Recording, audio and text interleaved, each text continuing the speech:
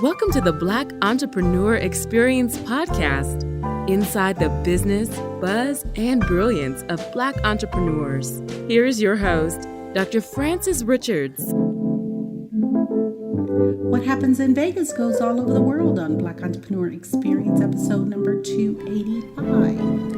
Subscribe to our mailing list to receive weekly updates and exclusive content delivered right to your inbox. Go to drfrancesrichards.com. That's drfrancesrichards.com to subscribe to our mailing list and be entered into our monthly drawing. That's drfrancesrichards.com,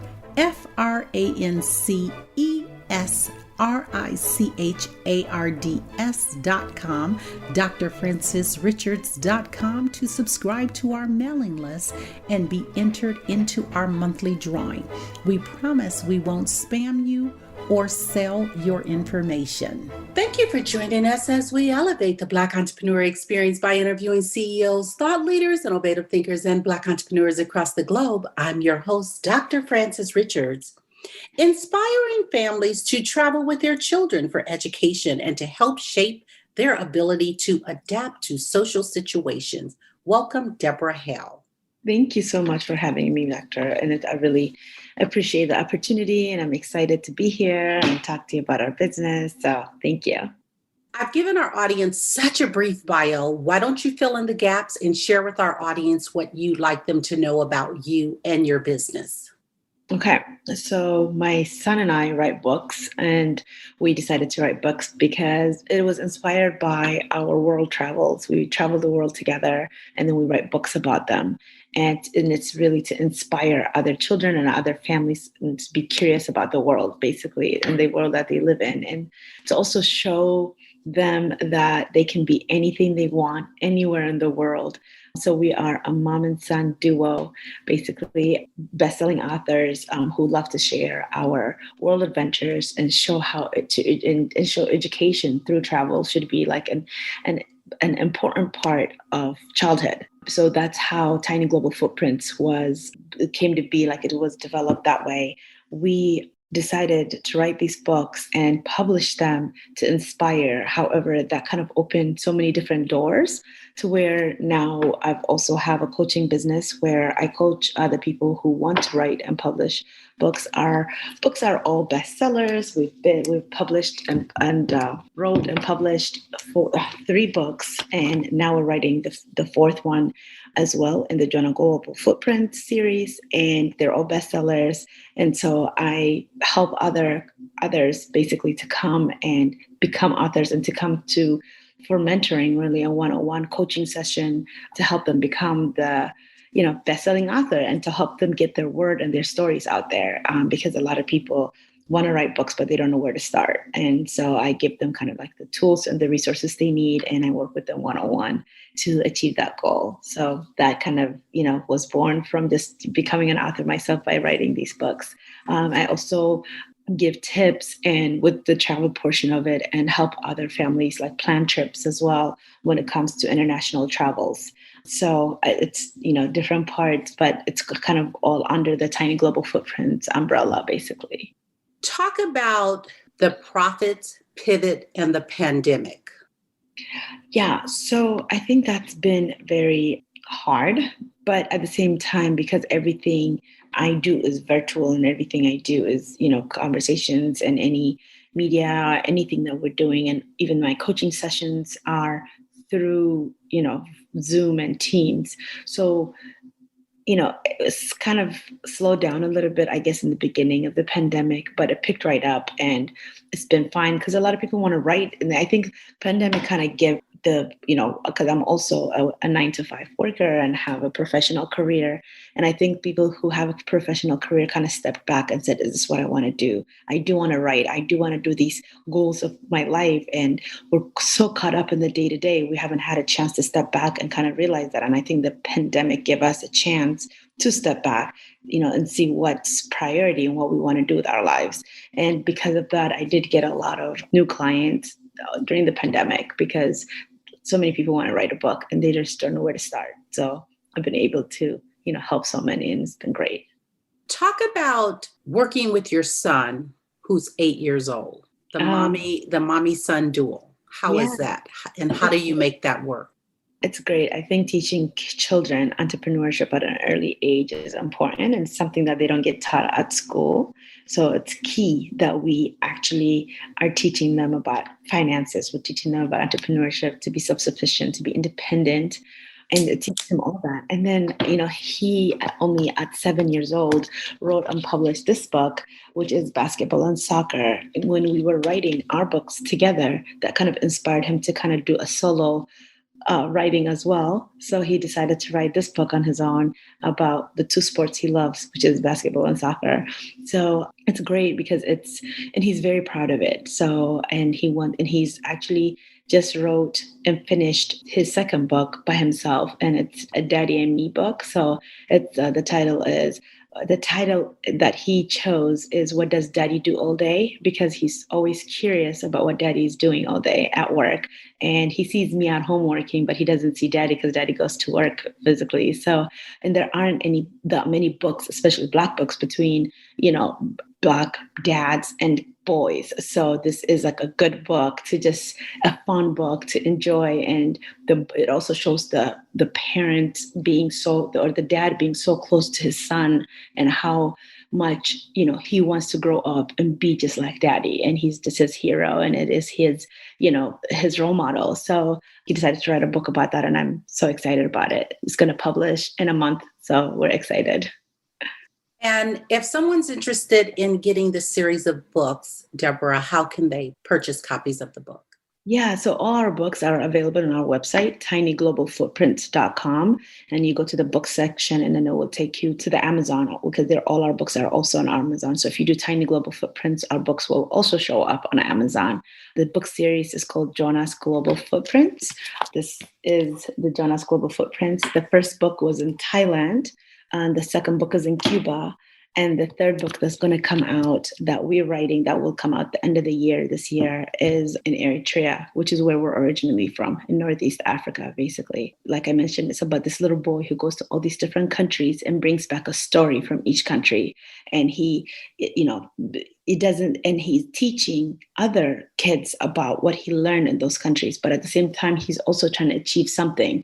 So this one, he says, finding my amigo in Cuba, because he's really looking for his friend in Cuba, but they can't find each other. So there's a storyline also behind it. But while there's a storyline, there's also cultural shocks that he goes through when he's in these different countries. So it's very cute. And in the back of the book, we always give tips about the country for kids, and also like for adults even, what to learn. He writes his own journal. So his journal is in the back, that when we were in Cuba, what he got from there are real pictures are in the back as well. And then we also, like I mentioned, we give the tips of what to expect when you get to Cuba, with kids, without kids. And these are the tips, basically. Our books are always educational, inspirational, and also adventurous. And all of them are available on Amazon, and they're also available on our website and on Ingram and different platforms, also Target and Barnes & Noble too. But our website has all that information, so they can get it from there. And we also have an Instagram account that's Tiny Global Footprints and then _. And if anybody DMs me, I will be able to send them a signed copy as well. We do have signed copies that we mail out. We don't have that many, so we don't advertise it that much, but we do have that as well. So yeah, our books are amazing, and I think kids love them and families do too. Deborah, what was that aha moment that you knew that writing these children's books were going to be successful? I actually didn't know. I think I was just trying to tell our story, to be honest. And then that, like I said, it evolved and transformed into like a business. I actually was thinking, I had a coach, because when you're writing, you have to have a coach. You don't know what you're doing when you first start writing. So I told her, I said, I just want one book that maybe have like a chapter in each country that we've been to. Jonah has been to 11 countries, and he's only, 8. So back then when we first, it was 2019 is when we first published our first book. And I said, I just want one book that has like Thailand and Cuba and South Africa and all these different countries we've been to. And she said, why would you do that? You could just have a book series. and you could have multiple books. And I was like, huh, that's a good idea. And because we have such rich stories from each of the country as well, because each country is so unique. And that's what I want to educate, because in the US, we live like in a box, like where everybody's just caught up in the day to day, go, go, go. And if it's travel, it's like to Mexico or Canada or somewhere, Bahamas, somewhere nearby, and not like Asia or Africa or just the other side of the world. So I wanted to show how children go to these American children going to these different parts of the world and enjoying it and learning so much from that and bringing back all this value and culture and language and all this like rich history as well. And so that's what I wanted to display in our books. And so it was purely educational that I wanted it, and inspirational. Like I really wanted to inspire families to just, go abroad with their kids and not be scared about it. And like I said, it just evolved into a business, into a coaching and other things. So, which is great. And what do you want to give and what do you want to get? I want to continue giving stories and inspiration to families and children, like I mentioned, and just showing them different parts of the world and just showing them how unique it is when you do travel and bring back all these valuable lessons. And so that would be what I want to give. What do I want to get? That's a good question. I don't know. So I think get would be, I just want to get feedback from our readers and listeners and people who are also like our followers has obviously increased and people really love and enjoy our stories. So I like getting the feedback from people. Like we just went to Colombia and that was our first South American country that we just went to. And everyone was like, oh my God, there's like protests over there and there's so much going on. I can't believe you guys went. It's like he was 7, he just turned 8. So, and I was like, it's okay, you can go. Like the fear is just so high with people. And so I want them to overcome the fear of traveling abroad and just do your due diligence and make sure you're doing your research before you go into these countries, but just do it. It's not, and once you do it, you will become addicted to traveling and just loving different cultures, really. So I hope that I could get feedback. I guess I would love to get more feedback, more kind of ways where we can improve and help others really, and help them meet their goals when it comes to not only traveling, but also like learning worldly cultures too. And how do you decide what countries you travel to? Good question. It's always, I went to South Africa for work and then I just brought Jonah with me and my mom. And then I worked all day. And then in the evenings we went and, toured around Cape Town. And then we had weekends because I was there for 2 weeks. So, and then, Eritrea, because we are from there, we had family wedding that we had to go to. So we went there but then we went through Dubai to make sure that we went there. Cuba, my friends were going and they asked me to come and I was, against it because Cuba, it's like this place that I was scared to go to personally, and everybody just with a child. I mean, I always wanted to go, but I didn't know if it was going to be safe for me to go with a child, but my friends kind of inspired me to go. I had to convince daddy to let us go because, it's Cuba. Thailand, same thing.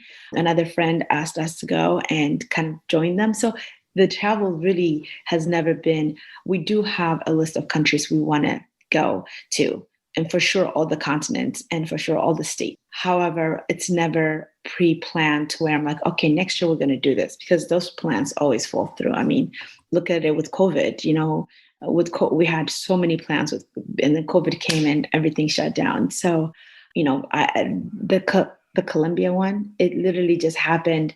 I planned it on, the week prior. We had some plans that just canceled last minute. And I was like, okay, we're going to leave and go. And I found some cheap tickets and we went to Colombia for 5 days and it was great. So I do plan out some big trips, but some of them are instantly just on whatever is happening. And, kind of like it just happens last minute too. What problem exists in the world today that you'd like to solve?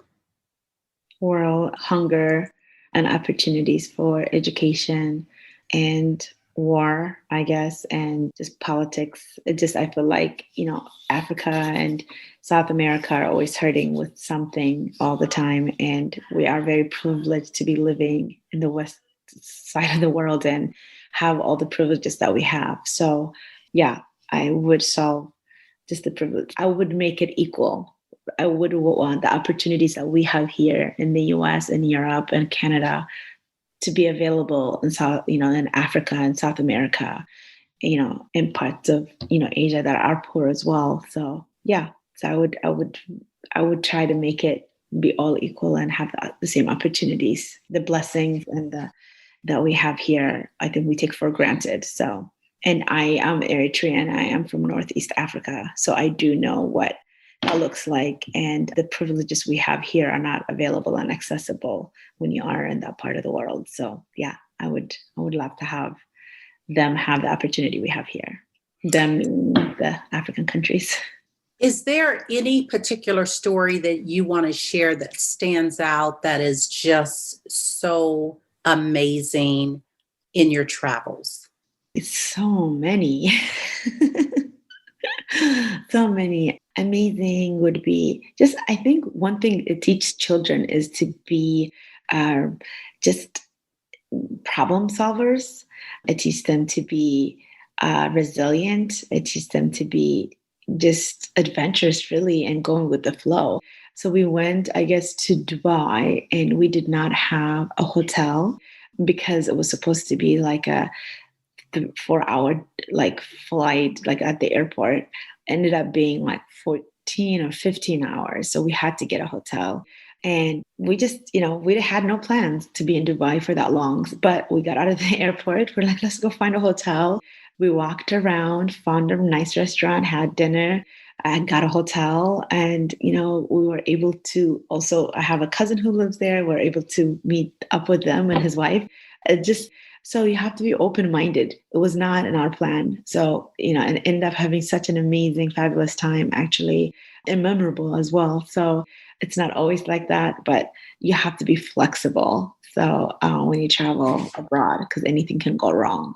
So you can't say, okay, this is how I planned it. This is how it's going to go. So I usually plan high, big activities. And then I'm like, the rest, we're just going to go with the flow because we have no idea what's going to happen once we're there, how tired we are. Do we feel sick because, the water or the food might have, upset our stomach, or anything can happen when you're traveling. So you have to be open-minded completely. There are so many brands and businesses that are dominating. Talk about a brand or a business that's dominating that you admire and why. Brand, I would say that for me, it's the travel world that really, I love. I like Travel Noir a lot. I read, all their articles. I like travel leisure. So I do read and admire all the brands that are promoting Black travel, especially these days. It seems higher to where, I started traveling when I was young because my mom loved to travel, and she was also had to travel for work, to go to Paris all the time. So as a child, I did travel a lot and got my travel bug from her. But I never saw this many Black people kind of traveling the way that they are now. So I love that. So, Travel Noir is a big advocate of that. And there's so many other brands as well. But I enjoy reading that. I like enjoying TripAdvisor. We've been featured on both those platforms as well, and featured in other articles. But I just really enjoy brands that that kind of put a light on Black solo travelers, Black family travelers, Black travelers, period. So it's just, so those are the ones I enjoy reading and support, and, and happy to be part of it and be featured in those as well. I want you to have a monologue, and I want you to speak to a person, living or not, that has inspired you so much. Who is that person, and what are you saying? That person is my mom. She was, like I mentioned, a world traveler who very adventurous and a professional, very high. She always was she had a very high role in the work companies that she worked at. She was, and also was a great mom in a way where she balanced everything and showed me the world and that I can be anything. So she did not put me in a box. She made me feel when I achieve one goal, I'm always like, okay, what's next? How do I get it better? What is my next, business goal? How do I make, what are my other streams of income that I need to be looking at? What are my, other countries that we want to travel to? And I try to trickle that down to my son as well. So I don't think I would be the person I am today without my mom. Redo. Talk about an event in your life that if you could redo, you would redo. An event, I wouldn't have taken this long to become an author. I mean, I don't think it's long. I started, when I was still 32, but still, I think I've always wanted to do it, and I was scared and intimidated by it. And self-publishing was not as popular as it is now and or becoming. So I think I would have started writing a lot sooner, and I would have recorded like me and my son's travels. Like I think I started recording it, after the 6 or something, trip. And I would have started recording that early on. So I would have started the business early on, basically. That would be my, I guess, redo that I would do. But other than that, I'm pretty so happy, and I feel like it's always God's time, and I try to follow that. So there aren't many events that I guess I would redo, because they all led me to who I am today and what I'm doing today. So I'm grateful for that. Talk to a younger you. What advice would you give to a younger Deborah? Just keep going. Don't stop, and don't let anyone deter you away from your dreams and your ambitions and your goals. And don't take too long to do things that you want to do. Like living abroad, something I always wanted to do when I was in college, after college, but always intimidated and scared. And I still want to achieve that goal. So, but different. I won't be studying abroad, but I do want to live abroad. So I guess that's my future me. But if I was to talk to a younger me, after college, I would have packed up and moved from Minnesota to London or somewhere else in the world rather than to DC. I mean, like I said, if I didn't go to DC, I wouldn't have, I don't think, the career path that I have now. So I'm grateful for it. But, these things that deter us were because of fear. I would eliminate the fear. Talk about self-care and being an author, an entrepreneur, working full-time, a mom, a wife, a daughter, a friend. It's a lot to juggle, but I love every hat I wear.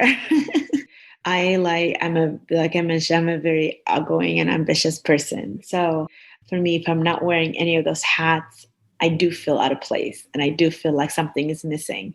But I enjoy juggling it all, and I enjoy accomplishing goals and meeting my ultimate future, really, like to make a change in the world, to make a change in everything that we do. So even though it's hard, I enjoy every minute of it. And I want to continue also to show that to other younger people, and also moms who think they're limited. They think, once they have children, they can't travel anymore, or they're single. And then they think, oh, if I have children, my life is over, basically. But it's not. You can take those kids in your bag and go, and you could see the world with them. So I love inspiring others. And there's so many messages that I get that are so positive that kind of help me to keep going as well. What is one thing we could do right now to support your business?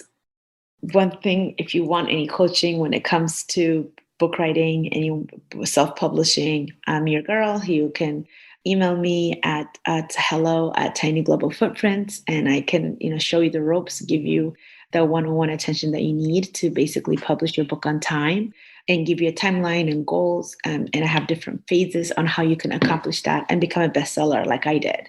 With children's books and regular books, I have a few clients that wrote children's book, a memoir, and a cookbook, a poet book, and then a workout book. So I have a few clients that are just doing amazing, and they love the coaching that I give them. So I know the coaching would be amazing. And then other will be to get our books from Amazon and support us, or other, or Target or Barnes & Noble, and just support our business that way would be to get our children's book. Like I said, our children's book are amazing, and you will love them. So getting those books would definitely, it would be a perfect, gift for Christmas, for birthday. I would say those would be the ways that you can support our business. What is your zone of genius? My zone of genius? That's a very interesting question. I would say when coming up with new business ideas and just different, I get very inspired and feel like people are geniuses when they are coming up with new things, inventing coming up with with new business ideas, basically. So business ideas definitely inspire me, and I think I would say is a genius way that I think for me personally. What is your weakness as an entrepreneur? Oh, my weakness would be just getting pulled in too many directions and not feeling like I'm giving it my all at the same time, basically. So, yeah, that I would say that would be a little bit of a weakness because I'm always juggling lots and lots of things, wearing multiple hats. So it can get a little bit taxing sometimes. So I don't know how to step back from it and say, I need to take time off for my mental health. I'm trying to be aware of that and doing a little bit more than I did before. And instead of just stressing, I'm trying to take a step back and just saying, okay, let me just rest, watch TV, or go for a walk, for a run, work out, come back, and then read, and then start over. So that's working. Is there a social cause tied to your business? Not yet. My plan is to go to Eritrea, where we're from, in East Africa, and see where we can help. I want a social cause that's going to help Africa at the end of the day. And I'm just trying to figure out which one is the right one, basically. What is the best decision you've made as a leader? Opening my business and writing these books and involving my son like in it and enjoying every bit of it, basically. The word is listening. What is that resounding sound or message that your generation is saying that we should listen to? Technology and innovation. I think that's where the world is heading. And well, it is there already, but it's just going to get more and more innovated. So I think that's what and remote, like virtual, basically interactions with others around the world. I mean, the virtual world has made the world smaller, which is great, So I think our generation is becoming more and more technology and savvy, obviously, and also just making it accessible, like for us to do business with other people around the world. So, which is great. And I really enjoy that. When it's all said and done, talk about legacy. How do you want to be remembered? I want to be remembered as a mom who, brought her son into this entrepreneur world and taught him about finances, taught him about how to become a co-CEO, because he is my co-CEO, and an author at such a young age. He is the first Eritrean author at 7 years old as a child. So he's the first youngest Eritrean author. So he's already put his footprints in our countries and, where we're originally from. And I just want him to continue putting his footprints in the world. And I guess my legacy would be that, because I am giving him the tools to do that. What do you need right now that you don't have to move the needle forward?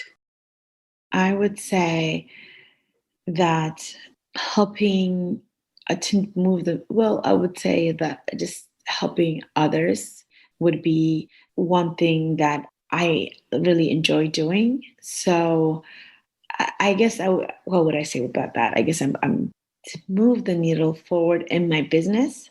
Mm-hmm. I would, well, we're getting a lot of publicity, like I mentioned, so which is great, but I want to continue writing more books. I want us to finish the series. It's supposed to be 10 books in the series. I want to finish that. And then I want to, write a different book. So I want to continue writing. That's my thing. And inspiring, like I just want to continue inspiring families. I know you talked about legacy. That's the other part. Yes, as a mom, I want to do that for my son, but I also want to inspire other children to be whatever they want to be, to go all around the world, and families to take their kids all around the world and be inspired by our story. So that would be my other legacy and my other part that I want to move, forward. What is the best advice you were ever given? I would say that the best advice was, I'm trying to think, my dad has always told me to just, work hard and be, smart doing it. So, and not just to work hard, but work smart, basically. And so I feel like that resonates with me. I know people say, don't work hard, just work smart. But he always said, work hard, don't work smart. So, and put my education first, which is why I went, I got my master's and, continuing my professional career. And then on the other side, I have my business. And that's, kind of growing on its own too. So it's two different side of me and two different resumes, I guess. Does your professional life collide or intersect at all with your business? Not really, because what I do, I'm in the legal field. So I'm a senior legal projects and operations manager. So I deal with a lot of legal work for, law firms as well as other corporations. So it doesn't really, cross path or have anything to do with my business, but it does help me because, as a, being in the operations and legal and project management, it just helps you be more organized on the business side and meeting goals and achieving timelines. Speaking of timeline, let's look over the last 30 days. What was your biggest win? Last 30 days, I guess my biggest win was the PR and the media that we're getting. We've been published in 3 articles. One was travel, one was TripAdvisor, another one was, what is it, Billion Success, that we just got an article on. And then we also had a couple of other podcast interviews too, which was, very nice and helpful and a win as well. So I would say that's the one that's been successful for me the last 30 days. And how do you celebrate your wins? I celebrate them, but not that much. I usually say, okay, what's next? That's achieved. Now what's next? So that's how I achieve, I guess. That's how I celebrate, because I think of the next thing that I need to achieve. That's good, but we need to keep going. So, you cheers for your small wins, but you got to continue, keep going. And you don't let that be like a distraction from, oh, I did this, now I'm good. Like our books, we have 3 published and we are working on 2 more just for this year. So, it's a lot, but still it's, you got to just keep going. So I believe in that. Deborah, what is one valuable lesson you wish you knew before starting your business? Like how hard it was going to be and how time consuming it was going to be. And also it's just hard to get businesses up and running. I know we were crawling and now we're walking, but we're not running yet. And so, but we're getting there. So it's just, it's not a sprint, it's a marathon. And I know people said that before, but you don't realize it until you're doing it, basically. Mm-hmm. Tell us about life. More specifically, talk about your journey in life and how it has formed you or intersected with your journey now. I don't think so. My journey, I feel like I'm I'm from Minnesota. My family is from there. And we're from Eritrea originally, lived in Minnesota, and then moved to DC. And now where am I? I'm like in Miami. I'm living in Miami, different parts of the country. I feel like I learned a lot from that. And my journey as an entrepreneur has been obviously different, because I don't know where I started and where I am now. It's continuing to grow every year, but it's just a different pace, and I have just so many goals with it, and I just don't have the time to accomplish them all. So, the journey is a little bumpy sometimes. You just got to keep going though. Talk about your top 2 influencers or mentors, and what lessons did they teach you?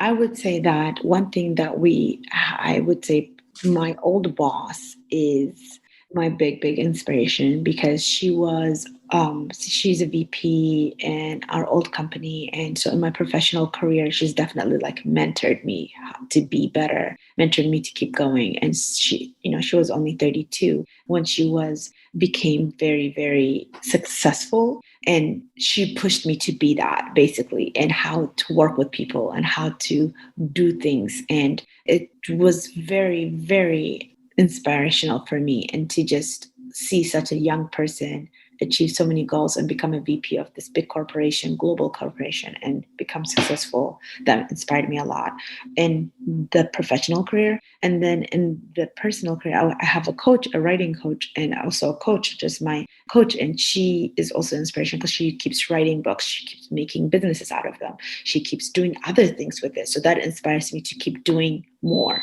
So I really enjoy the advices they give me, the things that they keep telling me to go, basically, to keep moving forward.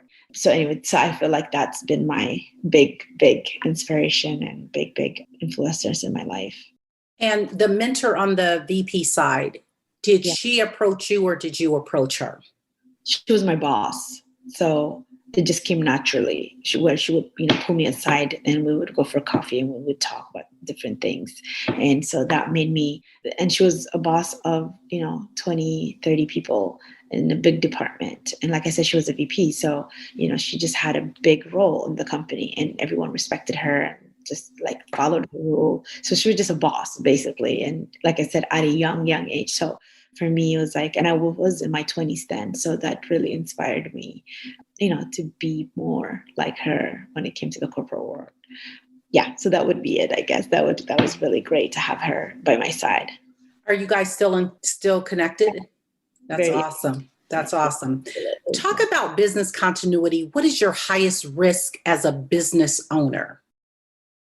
I would say that as a business owner, for me, to keep going and achieving setting small goals. Like I feel like I set big goals and they're so hard to achieve, but setting small goals that are going to make me achieve the bigger goals in the long term would be something that I need to like restructure. So with the coaching, even I'm only taking limited amount of people, where before I was just taking more and more and more people. And then I just didn't know how to handle it. But now I've decided to take just small amount of people that I have time for, basically, and just spend my time one-on-one time with them. So to continue in this path is what I want to continue doing. I want to be able to grow my business, basically, and grow Tiny Global Footprints to achieve its best part of where it can be, basically. But it just takes time to get there. So I have to be patient with it. Talk about the most memorable moment in life or business. A memorable moment is when we first published our first book and we had our launch party and we had over 100 people that showed up, basically. And it was huge. I didn't expect to have that many people. I didn't expect it to be so successful and to get so much support. We had a huge community turnout and a huge celebration, celebrating our first book. And I think that motivated me to keep going. And I just love that part. That was great. And what do you attribute the success of the first book to? Just getting started and just saying, okay, I really want to write the story. And the first book was in Thailand. And my son, when we went to Thailand and came back, my son I printed pictures so he could show his preschool, because he was in preschool, and he was presenting to his class, but he was telling them stories about each of the pictures that he held, and his teacher was just so stunned by the way he was describing it. It was just, like I said, he was 5 then, and he was giving them description. Oh yeah, it was so hot that day. I don't know why mommy took us to that temple, but we saw it and it was great, and stuff like that. And just, he's like, oh yeah, we saw elephants too. So like, that's what motivated me to write the book, basically the first book. If you conducted this interview, what is the one question you would have asked yourself? I want you to ask the question and answer it.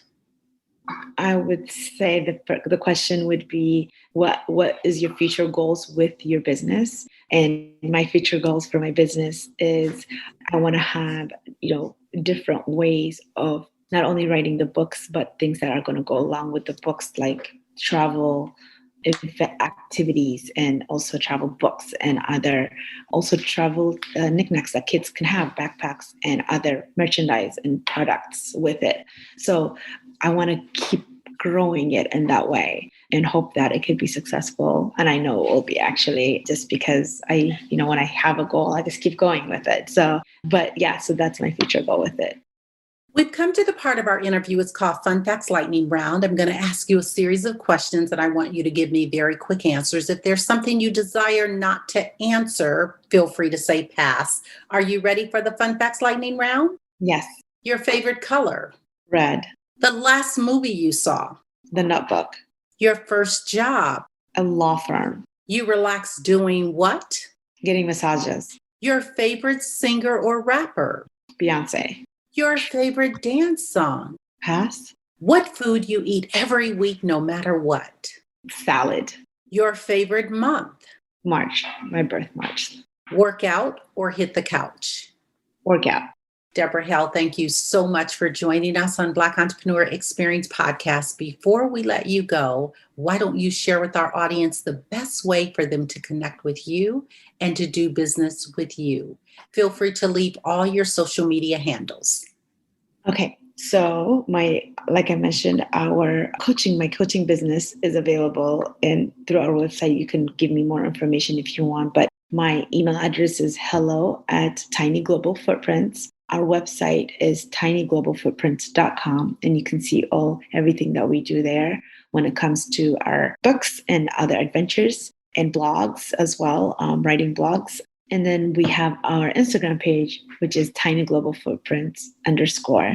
Feel free to contact me if you need coaching or know someone who needs coaching with writing their first book. Feel free to contact me if you need help planning trips as well, family trips, and have questions, and any other question that you may have as well. I'm always available, DM or email. And I'm also, very excited to see the future of Tiny Global Footprints and where it's leading Jonah as a little entrepreneur, basically a young entrepreneur. And when hopefully he can come to this podcast next time with me. He's a very good talker when he goes to podcasts with me, and people usually enjoy having him as a guest as well. So, hopefully we will be able to connect, and I'm always available for any other questions and anything that anybody needs. Thank you, Deborah. That's a wrap. Thank you. Our guests have sent us so much swag, books, and giveaways this year. I can't wait to announce our monthly winner. So if you want exclusive content delivered right to your inbox and to enter into our monthly drawing, go to drfrancisrichards.com and subscribe to our mailing list. That's drfrancisrichards.com. drfrancisrichards.com. That's drfrancisrichards.com, and subscribe to our mailing list. We promise we will not spam you or sell your information. Thank you for listening and subscribing to Black Entrepreneur Experience. We would love for you to leave a review and rating on iTunes and share with your friends. For show notes and more episodes, go to www.beepodcast.com. Join us next Wednesday, and remember, green is the new black. So keep your bank accounts and your business in the black.